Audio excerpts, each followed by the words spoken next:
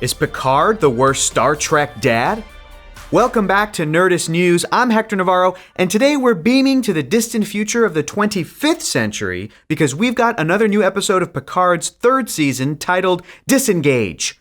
Like the first episode of this season, this episode was full of references to Star Trek as a whole, and there were some pretty big revelations too, which has us asking the question, who is the worst father in the Star Trek franchise? The answer may surprise you. And if you want to read even more about the Easter eggs in the second episode of Picard Season 3, check out Eric Diaz's article over on Nerdist.com. Thanks again for your censor sweep, Eric. Fascinating. But if you don't want to be spoiled as to what exactly happened a few hundred years from now, pause this video, go watch the newest episode of Picard, and then come back and watch this. You have 15 minutes. 15. So let's just talk about the elephant in the room, because this episode confirms that in the years between the end of Star Trek The Next Generation and that movie Star Trek Nemesis and Star Trek Picard, Jean-Luc had a son with Dr. Beverly Crusher, Jack Crusher. Who is your father? I never had one! And before you think it's weird that Beverly would name her son with Picard after her dead husband, who was Picard's best friend, remember that they live in an advanced society, so they probably don't get hung up on that sort of thing, okay? Relax. And while Star Trek is a show about the best of humanity learning about the universe with ethical dilemmas and phaser battles along the way, one theme that constantly crops up across the series and films is daddy issues. And Picard's estranged son Jack brings that tradition to the next generation. Literally. Who is your father? I never had one! Picard's realization that he's been absent from his son's life brings us to the question, is he the worst father in Star Trek history? No, not in the least. But who is the baddest daddy in Star Trek? Don't speculate. Tell me, honestly. Many of Trek's characters have complicated relationships with their father, like Tom Paris or William Riker. Or there are characters who are fathers themselves who have complicated relationships with their children, like Gul Dukat. Ugh, Gul Dukat. The worst. Yes! And we want to keep this list limited to main characters, because while there are plenty of established characters like Kyle Riker, Admiral Paris, Gul Dukat, and Abron Tain, and even Q, who seem to be pretty bad dads, they can be outshone in that department by Enterprise Bridge crew members. We're also limiting this to what we know about fathers in Trek's prime timeline, so sorry, George Kirk on the Kelvin, you died. And before we get to the bad dads, we have to acknowledge the good ones. Let's start with the best Star Trek dad, Captain Benjamin Sisko. He did a great job raising Jake all by himself, and before you start calling Ben Commander, remember that Ben was promoted during Season 3's The Adversary. Those pips look good on you, Captain. On a similar note, probably the second most in-depth parental character in Star Trek is Miles O'Brien. He may have made his fair share of mistakes, but he cared a lot for both Molly and Yoshi. Not bad for the most important person in Starfleet history. You want to see me do some cartwheels? You bet! We'll give Tuvok in Star Trek Voyager the benefit of the doubt. It's not his fault he got stranded away from his family for years. Plus, Vulcans live a long time. Those kids are going to get over it. No.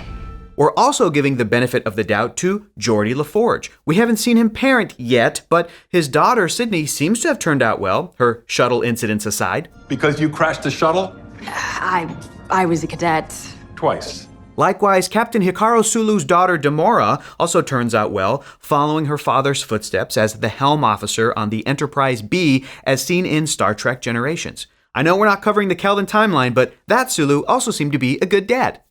Data may have only been a father for one episode of The Next Generation, but he raised Lal right in the Next Generation episode, The Offspring.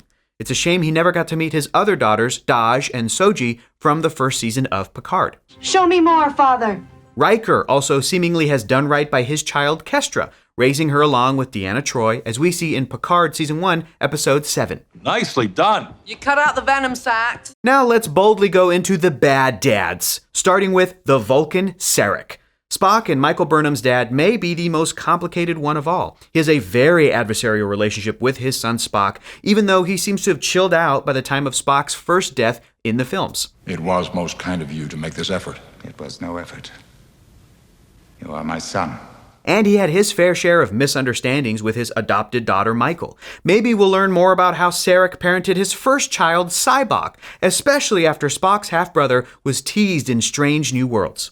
James Tiberius Kirk definitely wasn't a great father. Where's Dr. Marcus? I'm Dr. Marcus. He didn't know his son David Marcus well enough to have any kind of relationship with him. Is that David? And he bore a lot of guilt after David's death in Star Trek III: The Search for Spock, which almost ruined the Federation's plan of peace with the Klingon Empire later on in The Undiscovered Country. But being an absent father doesn't make Kirk the worst father. Picard, likewise, has merely been an absent father. Sure, he may not have gotten along with children in general, but he wasn't their father, just their captain. And we also don't count him interacting with Shinzon, his young clone, played by Tom Hardy, as being a father-son relationship. While I'm sure JL regrets not being able to connect with his son Jack, Picard is still miles ahead of the worst Trek daddy, ironically, someone else who shows up in this episode of Picard. Because the crown goes to Worf, son of Moog, of House Martok. Worf likewise didn't know he had a son at first. That is a running theme in Star Trek. And it took him a while to warm up to young Alexander Rozhenko. He knows nothing of our ways. The father and son butted ridged heads a lot, but we won't hold the time Worf and Alexander had to survive a holodeck program running amok against Worf's parenting skills, because that's probably a super common problem in the 24th century. While their relationship aboard the Enterprise was fraught, Worf and Alexander seemed to come to some sort of understanding after some time travel shenanigans where an alternate future Alexander went back in time to stage an assassination attempt on Worf in order to prevent a future Worf from being murdered. But who among us hasn't had that exact problem with their child? Very relatable, Star Trek. Very relatable.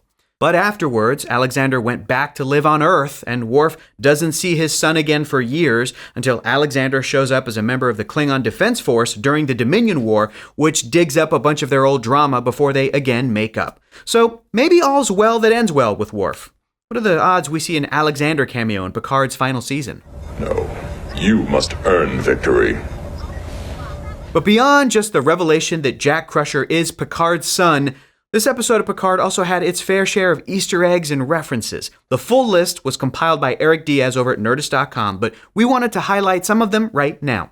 This season continues to pay homage to Star Trek films. The shuttlecraft that the Shrike destroys is named Saavik, after the Vulcan who appeared in Wrath of Khan, The Search for Spock, and The Voyage Home. A great trilogy.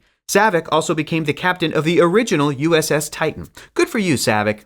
Also, the Titan fleeing into the nebula at the end of the episode recalls both the Mutara Nebula in The Wrath of Khan and when Picard tried a similar ruse to hide from the Borg in Best of Both Worlds. There are 2 new musical references added this episode. I love these. The first is the music associated with the Shrike referencing the absolutely classic original series episode Balance of Terror.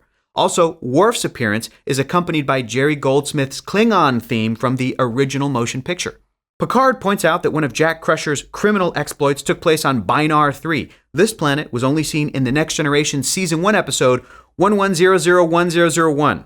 Try saying that 5 times fast. Do it. And then film yourself and then tag me on Twitter. I want to see that.